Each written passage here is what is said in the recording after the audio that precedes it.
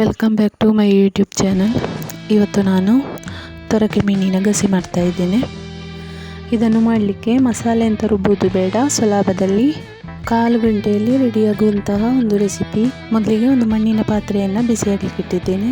ಇದು ಬಿಸಿಯಾದ ನಂತರ ಇದಕ್ಕೆ 2 ಸ್ಪೂನ್ ಆಗುವಷ್ಟು ಕೊಕೊನಟ್ ಆಯಿಲನ್ನು ಹಾಕ್ತಾ ಇದ್ದೇನೆ. ನಂತರ ಸಣ್ಣದಾಗಿ ಕುಚ್ಚಿಟ್ಟುಕೊಂಡಂತಹ ಒಂದು ನೀರುಳ್ಳಿಯನ್ನು ಇದಕ್ಕೆ ಹಾಕ್ತಾ ಇದ್ದೇನೆ. ಈರುಳ್ಳಿಯನ್ನು ಜಾಸ್ತಿ ಫ್ರೈ ಮಾಡ್ಕೋಬೇಕು ಅಂತ ಇಲ್ಲ, ಸ್ವಲ್ಪ ಮೆತ್ತಗಾದರೆ ಸಾಕು.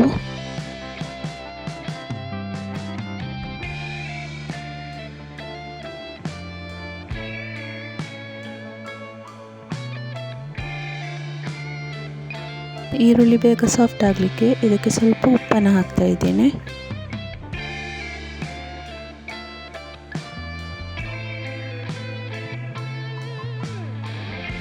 ಆಮೇಲೆ ಕರಿಬೇವಿನ ಎಲೆಗಳನ್ನು ಹಾಕ್ತಾ ಇದ್ದೇನೆ.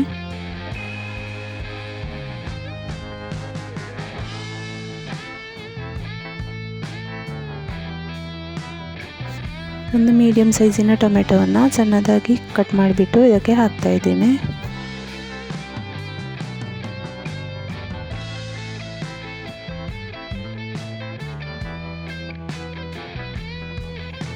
ಇದು ಫ್ರೈ ಆದ ಮೇಲೆ ಇದಕ್ಕೆ 1 ಸ್ಪೂನ್ ಆಗುವಷ್ಟು ಶುಂಠಿ ಹಾಗೂ ಬೆಳ್ಳುಳ್ಳಿ ಪೇಸ್ಟನ್ನು ಹಾಕಬೇಕು.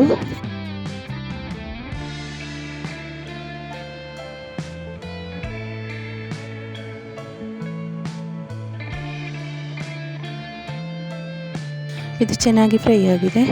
ಇದಕ್ಕೀಗ 3 ಸ್ಪೂನ್ ಆಗುವಷ್ಟು ಮೆಣಸಿನ ಹುಡಿಯನ್ನು ಹಾಕ್ತಾ ಇದ್ದೇನೆ. 3/4 ಸ್ಪೂನ್ ಆಗುವಷ್ಟು ಅರಿಶಿನವನ್ನು ಹಾಕಬೇಕು. 1 ಸ್ಪೂನ್ ಆಗುವಷ್ಟು ಜೀರಿಗೆಯನ್ನು ಹಾಕಬೇಕು. ಮಸಾಲೆ ಹಾಕಿದ ನಂತರ ಒಂದು 5 ನಿಮಿಷ ಹೀಗೆ ಇದನ್ನು ಫ್ರೈ ಮಾಡ್ಕೋಬೇಕು.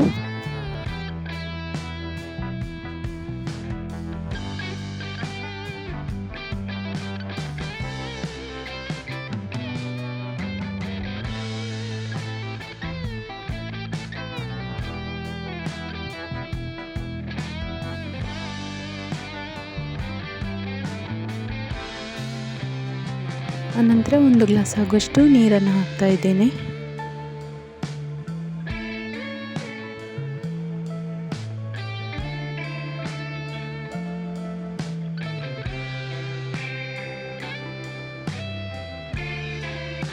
ರುಚಿಗೆ ತಕ್ಕಷ್ಟು ಉಪ್ಪನ್ನು ಹಾಕ್ತಾ ಇದ್ದೇನೆ. ಇನ್ನು 5 ನಿಮಿಷ ಮಸಾಲೆಯನ್ನು ಚೆನ್ನಾಗಿ ಕುದಿಲಿಕ್ಕೆ ಇಡಬೇಕು.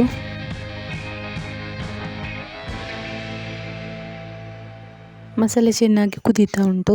ಈಗ ಇದಕ್ಕೆ ತೊರಕೆ ಮೀನನ್ನು ಹಾಕ್ತಾ ಇದ್ದೇನೆ. ಇದರಲ್ಲಿ 1/4 kgಯಷ್ಟು ಮೀನುಂಟು. ಈ ಮೀನನ್ನು ನಾನು 2 ಗಂಟೆಯಷ್ಟು ಹೊತ್ತು ನೀರಲ್ಲಿ ಹಾಕಿಟ್ಟಿದ್ದೆ, ಇದರ ಉಪ್ಪೆಲ್ಲ ಹೋಗಲಿಕ್ಕೆ. ಈಗ ಇದನ್ನು ಚೆನ್ನಾಗಿ ತೊಳ್ಕೊಂಡು ಇದಕ್ಕೆ ಹಾಕ್ತಾ ಇದ್ದೇನೆ.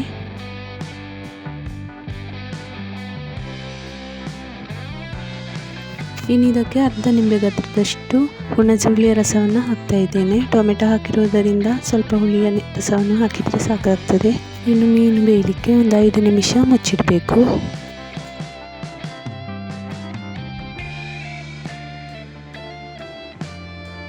ತುಂಬ ರುಚಿಯಾಗಿರುವಂತಹ ಸುಲಭದಲ್ಲಿ ಮಾಡುವಂತಹ ತೊರಕೆ ಮೀನಿನ ಗಸಿ ರೆಡಿ ಆಯಿತು.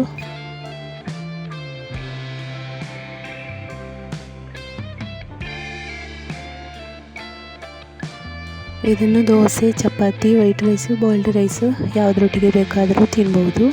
ಸೂಪರ್ ಕಾಂಬಿನೇಷನ್ ಆಗಿರ್ತದೆ.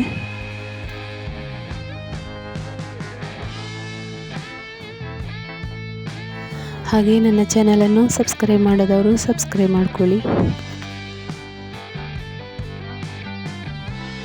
ಇನ್ನೊಂದು ರೆಸಿಪಿಯೊಂದಿಗೆ ಮತ್ತೊಂದು ವಿಡಿಯೋದಲ್ಲಿ ಸಿಗ್ತೇನೆ. Thank you for watching.